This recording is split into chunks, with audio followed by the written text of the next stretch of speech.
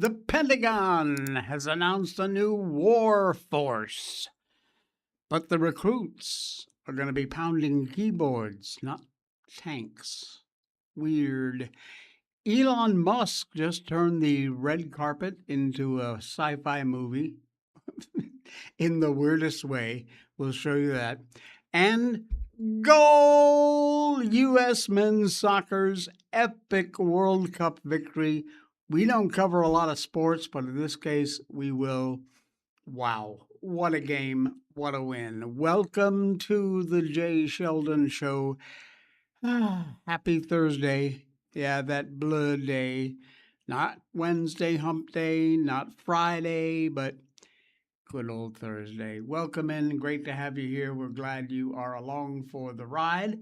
We've got a lot coming up, a lot of stories to cover here, and we're going to do that all in the next 50, 60 minutes or so. All right, let's get right into it. The Department of War has announced a new hiring initiative, which is called War Force. Sounds very, if you saw the thumbnail, that's what I mean. It's like, look out, War Force. But the recruits will not be carrying M27 automatic rifles. They will be sporting slide rules. They're looking for software engineers and tech specialists to keep us at the forefront of AI and the tech arms race. And if you're thinking about joining this force, trust me, it ain't a bad idea because you could make a pretty decent pile of change with this job. The initiative is not looking to hire trigger pullers, but AI experts and other software engineers that could embed down to the unit level across the department to support operational needs, ensure a more lethal U.S. Military. The job posting on government run USA Jobs website, personnel hired for the forward deployed engineer roles could make up to nearly $200,000 in annual salary. Yeah, a military salary of $200,000 a year working for the Pentagon in a 2-year stint. That's a lot of cash. The department is looking for experts in designing, building, integrating, and maintaining capabilities like frontier AI, machine learning, automation, and data systems. They're in partner with the U.S. Office of Personnel Management, and that is what I used as my thumbnail, is their actual recruiting poster. Look at that. Wow. Crazy talk. Absolute crazy talk. Partnering with that Office of Personnel Management and this war force is looking to recruit America's best engineers for a tour of duty. War Force engineers embedded everywhere across the War Department. You have to be a U.S. citizen, eligible for a secret or top secret clearance, with a primary work location in Washington, D.C., and applications closing on July 10th. So, not a whole lot of time window for you to get your application in. Crazy. The OPM director, Scott Cooper, said he thanked Elon Musk for his past efforts at Doge and calling attention to the outdated Boyer's mine. Huge day for federal retirees, the last day of paper at the mine. Wow.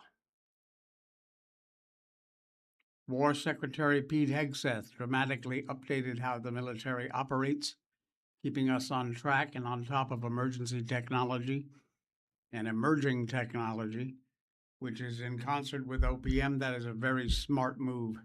So there you go. If you are of age, if you are able to get a top secret or secret clearance, up to $200,000 a year in salary. Man, like I said, that's a lot of bananas. My goodness. All right. Justice for Paul Kaiser? If that is justice for Paul Kaiser, then, folks, free speech is in very serious trouble. Maybe you haven't heard about this story, but I will bring it to you and you will know exactly how bad this is. As expected, Muslim former college professor Lohe Al-Naji, sentenced to serve a year in county jail, 24 months probation, after he pled guilty to involuntary manslaughter in the death of Paul Kessler back in November of 2023.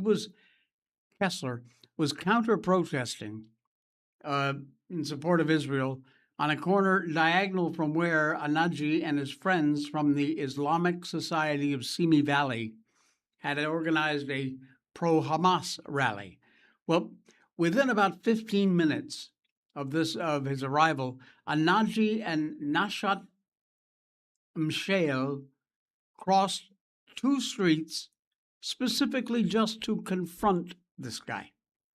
And shortly afterwards, Anaji struck Kessler in the head with a metal bullhorn. That caused him to fall backwards and fracture his skull. Witnesses all say that Anaji was absolutely the aggressor and that he, quote, decked Kessler. He entered an open plea to involuntary manslaughter, battery with serious bodily injury, and special circumstances back in May, with the Ventura County Superior Court Judge Derek Mallon indicated the sentence he'd impose. Now, until that time, Anaji had been on paid leave from his position. He was a computer science professor at Moore Park College, part of the Ventura County Community College District. He was terminated after he entered the guilty plea. At the time these charges got filed in November 2023, Ventura County District Attorney Eric Nasarenko and his office charged Anaji with involuntary manslaughter instead of voluntary manslaughter because, quote, we received no evidence, no statements, no information whatsoever that the defendant arrived at that intersection with the intent to kill, harm, or injure anybody. He further said that while hate crime charges hadn't been filed at the time, we're investigating whether or not the act's impact force was accompanied by a specific hate speech or statements or words that demonstrate an antipathy, hatred towards a specific group. And he said, we don't have that at the moment. But videos and recent photos and witness statements, all of which got given to the prosecution back in 2023, reveal that Kessler and his friend John Oswax had a confrontation with Mshael and the ISSV members a week earlier. Mshael took Anaji over to where Kessler was to continue that confrontation, and that Mshael and other ISSV members immediately started shouting anti-Semitic chants after Kessler was loaded into the ambulance. Here is a look at this absolute criminal. And take a look at this.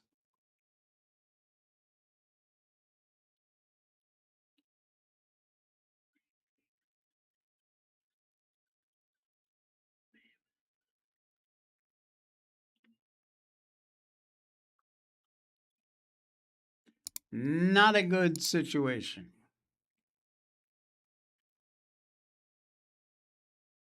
Attorney who was present in the courtroom during the sentencing said Judge Mallon, addressing the controversy over the length of the sentence, said the DA's office filed a hate crime charge or a change of voluntary manslaughter, a lengthier sentence would be on the table. But he was dealing with the charges that were filed.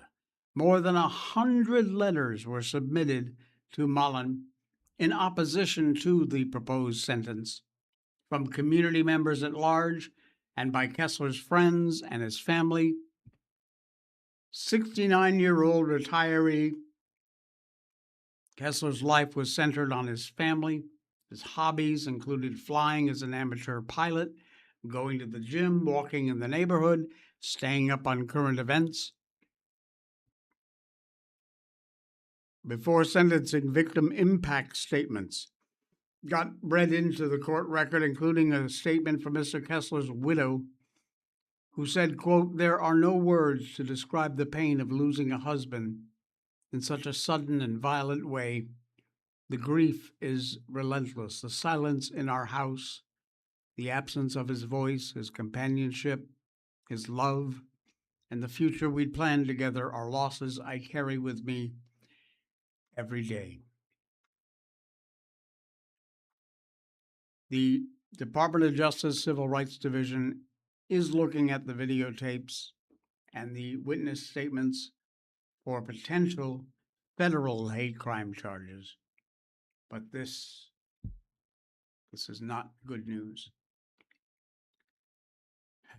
Yeah. Okay.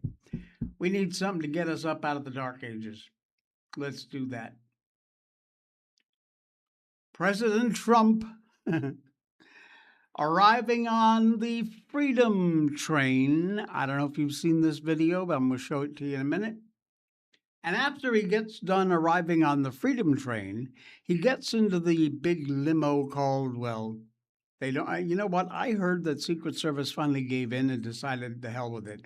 They never referred to the beast as the beast, but everyone else always refers to it as the beast.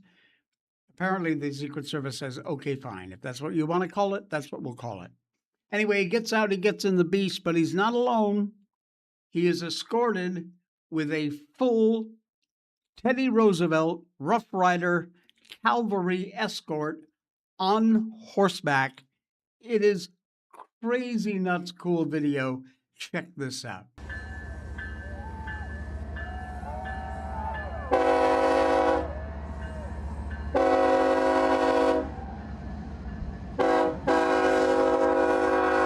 Wow, what a train. Look at that. Oh, it gets better. Huh. Where's the Secret Service? I would think they'd be in between each one of those cars. Ah, there they are. That must be the one the president's in. Can't really see what I'm taking pictures of. So would that be, like we have Air Force One, would this be Choo Choo One?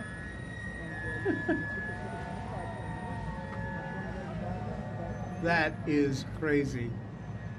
But if you think that's cool, wait till you see the next one. Let's forward up here a little bit. Wow. Huh. Come on, come on, come on. Where's the beastie bits? There you go. Look at this. Look at this. Teddy Roosevelt's Rough Rider cavalry escort for the president riding in the beast. That is amazing. Look at that. All dressed in period costumes. He, of course, is headed there for the opening of the Teddy Roosevelt Museum, I believe, and for the 4th of July fireworks at Mount Rushmore.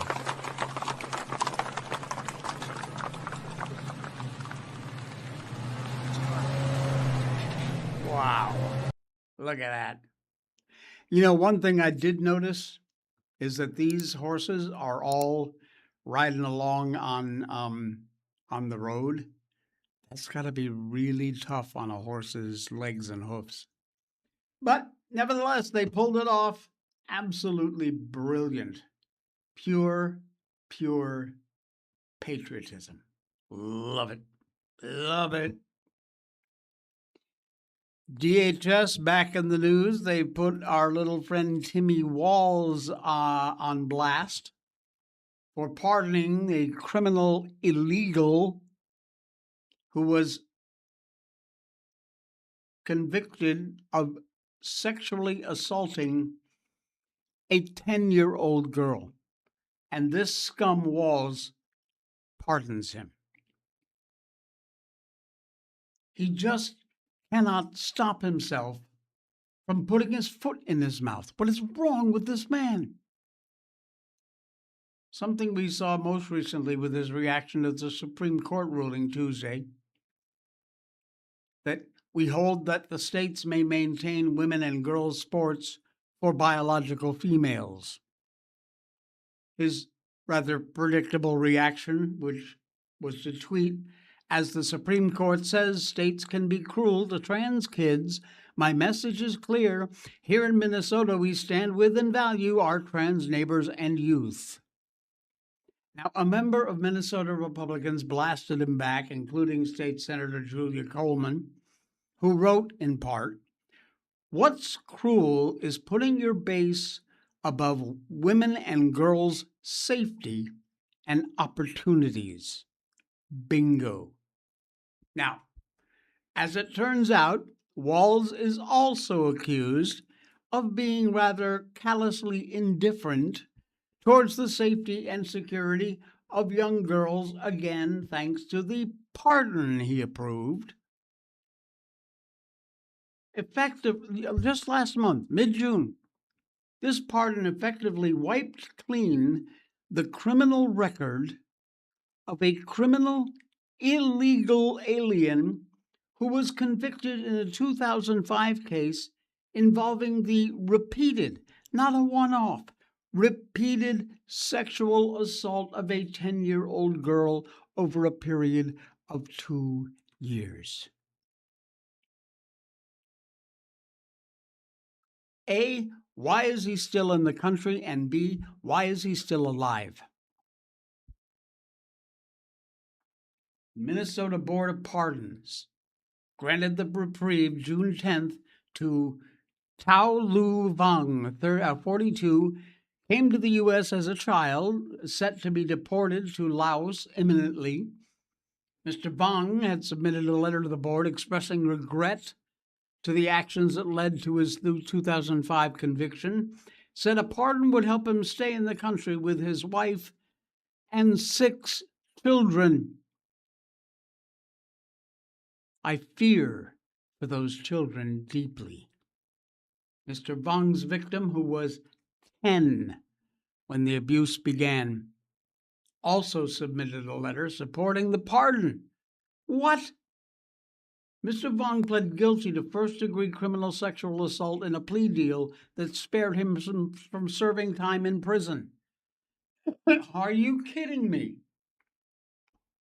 The Times report says his record being wiped clean again, thanks to the Walls pardon, gives Vang, who was 18 when the sexual assaults first started, an avenue to be able to fight deportation.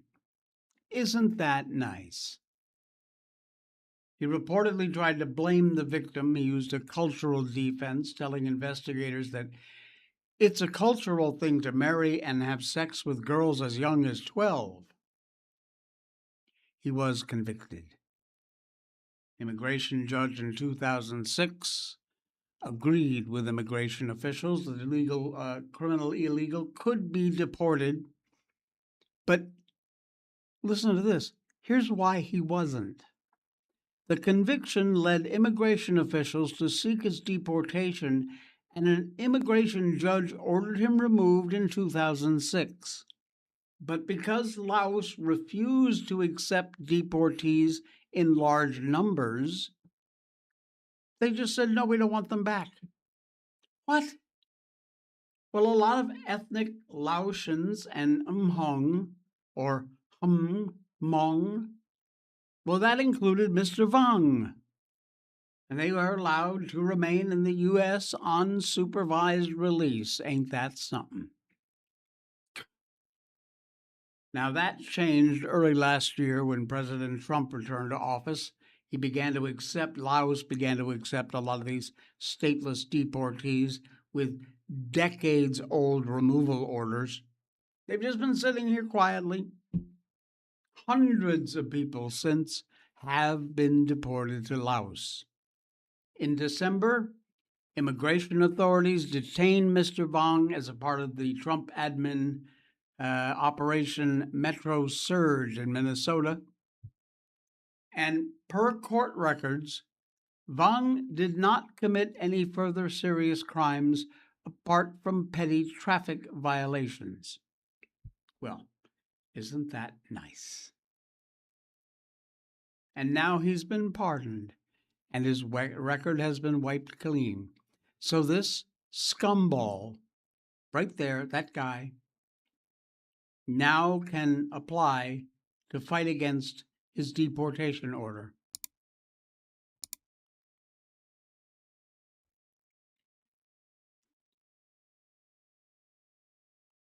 You happy about that, Minnesota? You elected this ass.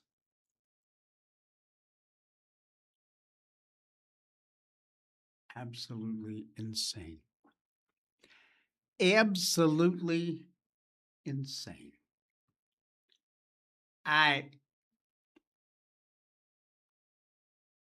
Brickhouse Nutrition.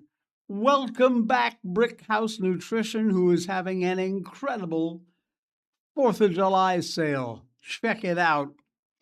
This is one of my favorite sponsors. We love these guys. I'm telling you. Brickhouse Nutrition, folks, fruits and vegetables, absolutely the key to healthy living. Remember, your mom always told you, you got to eat your fruits and vegetables. You know that. But how are you going to do it? It's a pain in the butt. You got to go shopping. You got to buy them. You got to lug them home. You got to store them. You got to hope they don't go off before you actually get to eating them. And then you got to peel them and cut them up and cook them. And you don't have to do that. Mm-mm. Fruits and veggies, the anchor of any healthy diet. The problem is all that stuff I just mentioned. Shopping, cooking, preparing, storing. They're perishable. How many times have you bought fruits, vegetables, determined to start a healthy diet, and they just sit there and rot? Field of Greens is a science-backed formula of specific, healthy, wholesome fruits and veggies, all ground up into this amazing tasting powder. You just mix it in with your favorite drink, green tea, orange juice, even just water, whatever. They're real USDA organic fruits and vegetables. These are not extracts. They're real USDA organic fruits and vegetables. Got a bunch of great tasty flavors. You will love it, and it is so good for you. Field of Greens from Brickhouse Nutrition. Use the special link in our description down below, down there. Pull that down. Look for Brickhouse Nutrition. Use that link. Head over there, make a purchase, and start your road back to healthy living with the fruits and veggies you need. You know you need them. Mom told you, and she was right.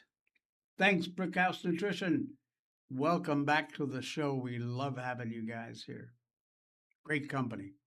Great company. All right. Elon Musk just pulled off this guy, I swear.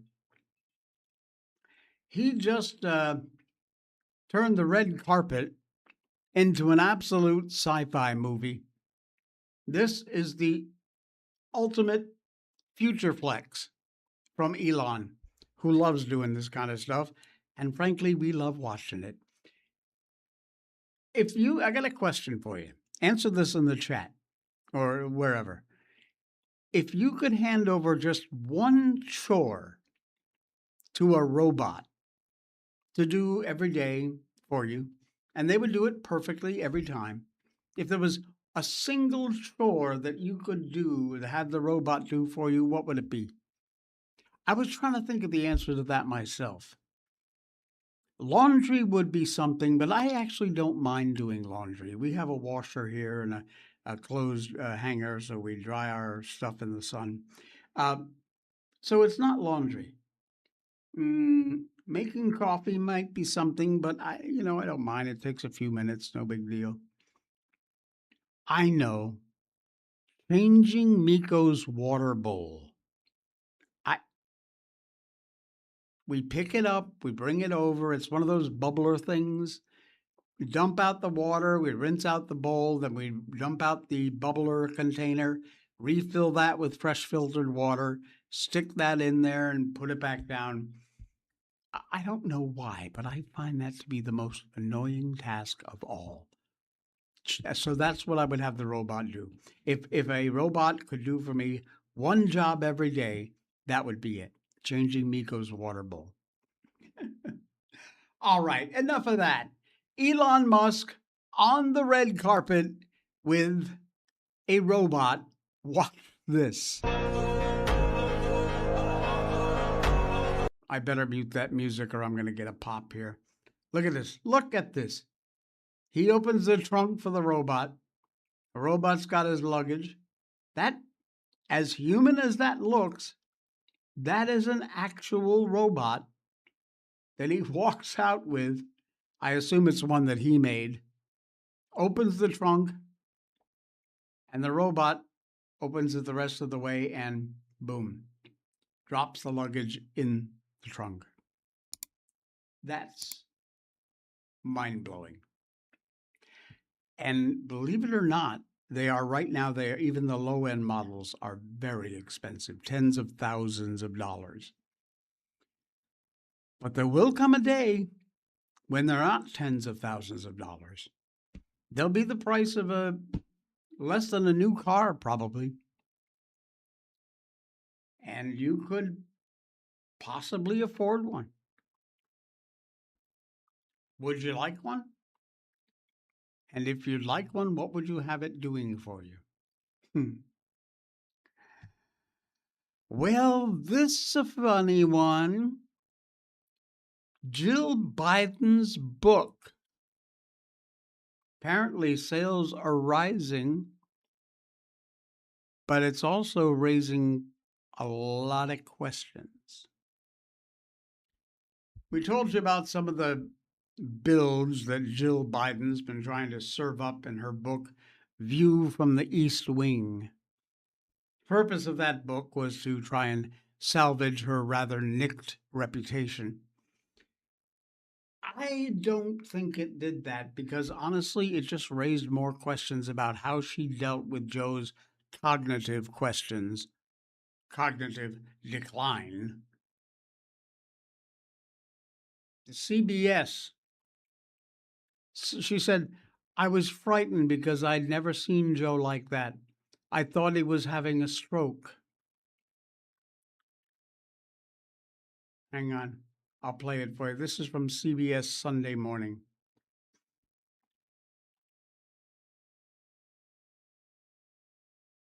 Why is there no sound?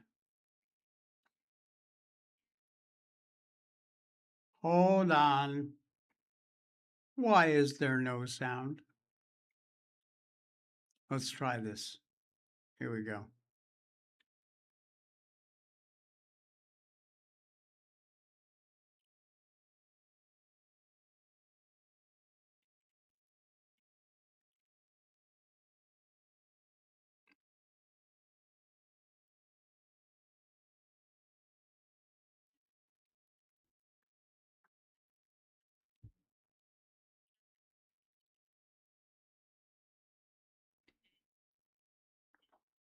Well, you're the doctor, lady. And do you remember this crap?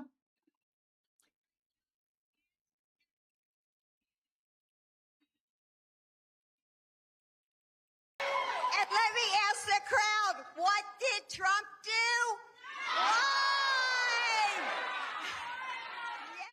Lie! Okay, Jill, baby, that's about enough from you. Thank you.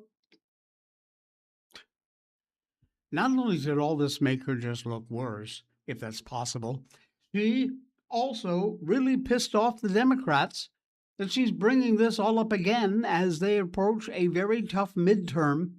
Not the time to remind people of the giant mistake they made called Joe's Sleepy Biden. She even ticked off some former Biden aides, and there was some ugly back and forth. Probably not a good idea to tick them off, given what they might know from behind the scenes, if you know what I mean.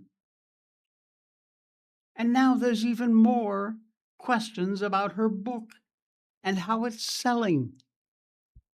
It hit #1 on the New York Times hardcover nonfiction list June 21st. But that was a big caveat with a dagger signal next to it. And what that dagger signal means is that the Times has reason to believe the number of books sold is influenced by bulk sales. Now, the following week, book dropped to #3, and then gone, completely off the list, which prompted some like former 538 founder Nate Silver to speculate bulk sales were astroturfed.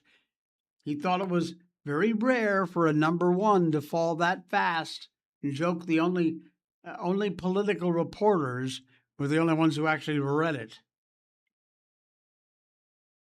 Now, there could also be a lot of bulk sales from her tour appearances, for example. But the bottom line for Jill is how fast it dropped, which would suggest it was not, there wasn't any sustained interest in this little book. Gee, what a surprise.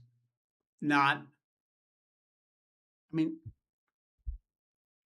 given all the heavy promotion, really, why would anyone buy the book?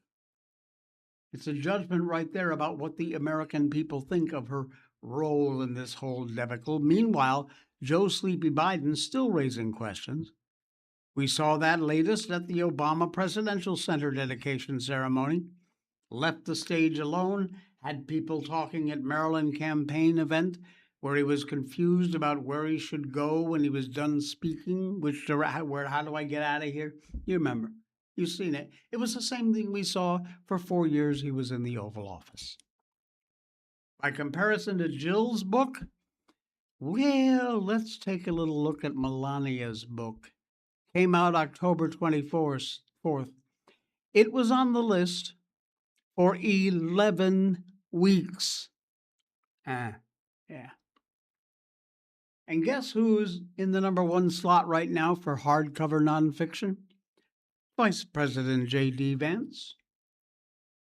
And I'm willing to bet his book's going to last just a little bit longer than Jill's did. And there's no little dagger symbol next to it. What a cluster. Unbelievable. Operation Broken Blade, a piece of very, very good news. Operation Broken Blade has knocked out yet another sex trafficking ring in South LA. You know, let me share this with you. Look at that picture of this scumball being arrested. A sex trafficking ring. With her, I'm afraid most, at least I know of my friends, would have a lot better taste than that. Early Wednesday morning this week, Southern Cal netted 18 alleged members of a violent street gang involved in human trafficking, prostitution, money laundering, and drug trafficking in Los Angeles' infamous Figueroa Corridor. Dubbed Operation Broken Blade, unprecedented partnership with LA, Orange County law enforcement, FBI, Homeland Security, and the IRS. Wow, all targeting locations across southern Los Angeles and Orange County that they hit simultaneously, resulting in multiple arrests. Get them. Early morning sweep across South LA and Orange County dismantled a highly violent sex trafficking enterprise, according to the indictment of these 18 people. They're not even people, they're just scum. It's the second phase of Operation Broken Blade. Sweep targeted members of the South LA street gang known for committing extreme violence against anyone interfering with their financial enterprise. 17 men and 1 woman facing all kinds of charges. Identified in the indictment include using gang monikers such as Tommy Guns, Popcorn, spelled with a K, and Chop 'em.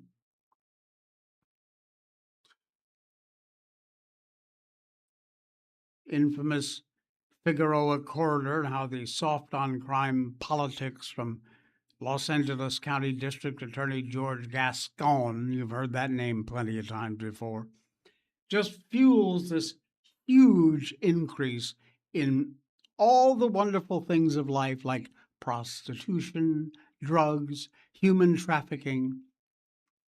And Gascon is doing squat all freaking nothing about it. Well, you're not going to do something? The big boys are. Operation Broken Blade. Good news, good to hear. Don't give up. Go get 'em. Why can't I scroll that? I have no idea. Hold on, give me a little technical minute here, would you? Give me a moment. Okay, dump that. Here we go. Got it. All right. Shall we? The High Court orders Enoch Burke's release from prison.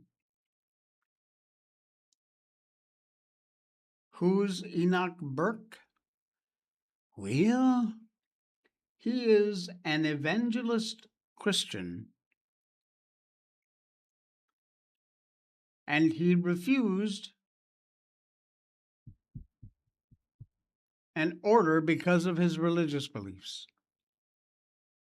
The High Court has ordered him released from prison despite the school teacher's ongoing refusal to comply with a court order not to trespass at his former place of work. He has spent more than 700 days in jail across different spells over his contempt of court orders banning him from his former workplace, the Wilson's Hospital School in Westmouth. Wednesday, the judge said he would release Burke, notwithstanding his contempt of court order, for reasons including that material change in circumstances arising from the recent refusal of Burke's appeal against his dismissal from the school for gross misconduct. He was Cregan sharply critical of Burke, and a judgment ordering the teacher's release described him as an unwelcome intruder intent on causing disruption to staff and pupils at his former school. They suspended and later dismissed Burke because of his conduct towards the then principal Neama McShane at a school religious event in June of 2022. He's an evangelical Christian who has maintained the request went against his religious beliefs. McShane had earlier directed teachers to address a student by a new name with the pronouns they, them. And he said, no, not going to do it. And that went downhill from there. But now a judge has ordered his release. Good on you. Patriot Mobile. Oh, yeah. Patriot Mobile is America's only Christian conservative wireless service provider, supports Christian conservative values, offers unlimited talk and text in every plan, US-based support. In 2022, just to give you an example, Patriot Mobile donated over $2 million to support Christian conservative causes, which just shows you their commitment to leveraging phone usage to promoting shared values and making a significant impact. Go to patriotmobile.com/J. Get signed up now. Switching is simple. You keep your phone, you keep your phone number. You can upgrade if you want. And when you use that link, you will get your first month free. Yep, I am paying for your first month when you use our link in our description to sign up for Patriot Mobile at patriotmobile.com/J, J-A-Y. Patriot Mobile, make sure that you are paying your monthly bills to a company that supports your values. All right. I don't follow sports, not really a big fan. But when something like the World Cup comes along and it's here in America, you just can't help but get behind this amazing sport. They call football, we call soccer. And the U.S. men's soccer team overcame a garbage red card, disallowed scores, and achieved an epic World Cup victory. Now, they haven't won the whole thing yet, but they're getting there. The U.S. and Bosnia and Herzegovina, when you watch that game, if you did, you understand why Americans don't love soccer. Seriously. Disallowed goals, overly dramatic. You know, you get a little minor industry and it's, oh my God. It's like watching the left, you know? Bullsh red card that threatened to pull victory from the hands of the Americans. And by the end, the team pulled together, thrashed out an epic 2-0 victory, despite being a man down for over 36 minutes. Fantastic. The red card, devastating because not only does it result in a penalized player getting kicked out, but you can't replace him. Sorry, them's the rules in soccer, meaning now your opponent's got one more man than you do. That ain't good. Even worse, the player's banned from the next game. So these red cards are fatal. The U.S. is going to advance to round 16 without one of its best scorers. Now, does that look like some sort of intentional effort by Americans Fuller and Balogun, who had scored our first goal, to hurt another player? Or could it be an accident? I mean, I'd understand if he'd upright just gone out and punched the guy. But this sort of thing could happen on any play.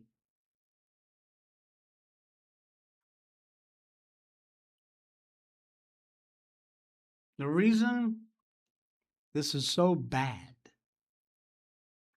is that even if there was no dark intent by the official, the savage punishment at least gives the appearance of someone putting the thumb on the scale. Absolutely, just like California's mail-in ballot system and endless vote counting season raises a lot of questions, this red card raises a lot of questions. Move on to nicer things, okay? Not only did the U.S. not fold their tent after this massive setback, they just kept on coming. Relentless. Oh, it's not, I can't play that goal. It was incredible. So, game could have ended 4-0 in our favor. 2 goals disallowed from offside calls, which is complete bullshit. But the games go on. And we're doing great. We're doing very well, as a matter of fact. Good on you. We're going to close it out just a little bit early today.